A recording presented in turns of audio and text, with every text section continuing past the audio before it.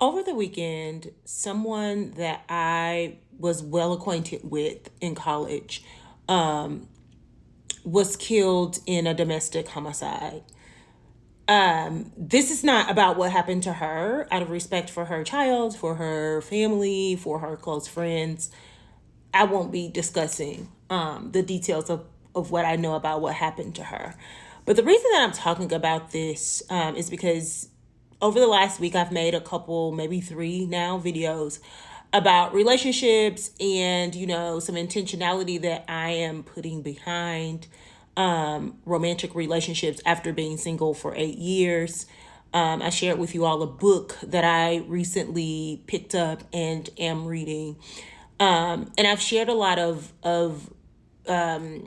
desires, things that I desire in a partner, how I want to feel with a partner in those videos. For me, it is as important to have clear boundaries on what you won't accept, in a relationship and from a partner, just as much as you have, a list of like standards, wants, needs, desires, and all of those things. I am a survivor of a domestic homicide by way of my mother. My mom was also killed in a domestic homicide. And trauma like that manifests in people in different ways. So even though me and my four siblings all grew up in the same house and lost our mom in the same way, we are very different as it relates to how that trauma affected us, especially as it relates to like romantic dating. And I think I'm probably on the furthest end away from everybody else where I just became really strict. In all of my previous relationships, it doesn't matter how good the person treated me. I, have been lucky enough to not be in any dangerous situation, really toxic situations. I haven't even really experienced like heartbreak, right? Like heartbreak. But I've always approached relationships from the offense, right? I always, had to be, the biggest, strongest person in the relationship. So I would literally like suss out the person's strengths, their weaknesses, just so if shit start going left, I felt like, I don't know, I had the upper hand or something and I could like get out of there before shit went bad. Obviously, that didn't leave much room for me to be as affectionate, as open, as loving as one would need somebody to be in a relationship.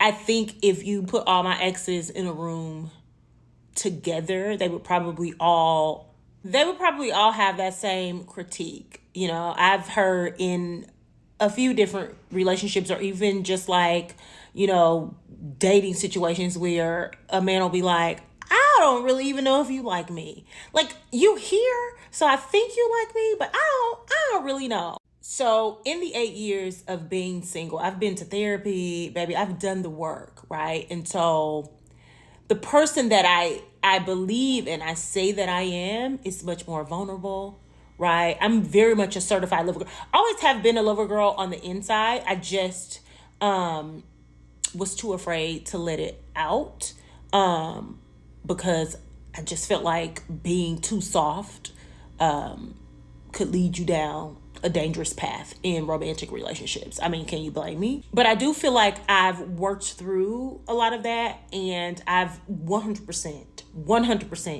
embraced my like lover, like my inner lover girl. Like I used to be like, I'm not affectionate. I don't like to hold hands. I don't like, literally my dude would be trying to like hold my hand in public. And I'd be like, what are you doing? Like, or like giving me a little smooch in public. And I would be like, no, y'all, all I want to do is hold somebody hand.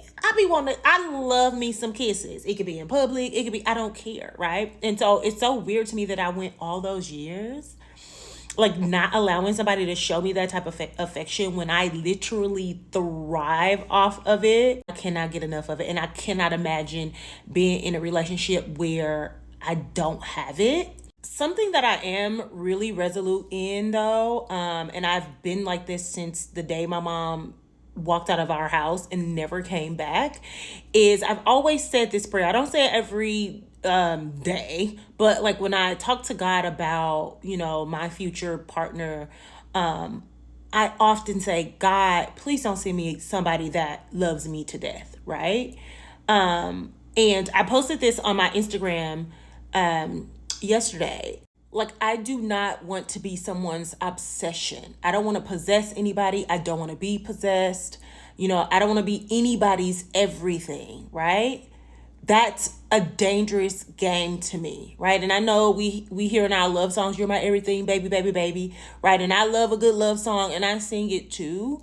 But as somebody that has lived through seeing someone be someone else's everything, right? That all consuming love and not in a good way, right? I know that it is dangerous. It is destructive. It's devastating. It's deadly for someone to feel like you are their everything, that you complete them and there is nothing for them outside of you. And for me, I am unwilling and unable to exist in a relationship where somebody considers me their everything for a few reasons. One, I don't think that anybody can be your everything, right? Like, I can't satisfy all of your needs. Like, it's just impossible. You need to have things outside of me that you love to engage with and do just as much as you love being in a relationship with me. It's very unhealthy to hold another person to that standard, especially because the one thing that the person that you're in relationship is guaranteed to do is change. And if y'all not changing in the same direction, if y'all are growing apart and your desires change and your wants change, there may very well come a time when you have to part ways because you just don't want the same thing, right? And if somebody considers you their everything and they can't live without you, that gets really, really dangerous. And I don't want it. Another thing I do not tolerate in relationships is aggression of any kind. Those are two things that I absolutely will not budge. Don't yell at me. If you can't call me in, if I've done something or hold me accountable lovingly, then I cannot be in a relationship with you. And at the first sign of aggression, right, I'm calling it out, and then, we'll make a decision from there, depending on how egregious it is. But I just wanted to talk to that because we're talking about relationships and dating more as I'm reading this book. And I just want to not, sometimes it's not going to be all pretty and rainbows and things like that. And in lieu of what happened over the weekend, I felt compelled to say that. So many more relationship talks to come.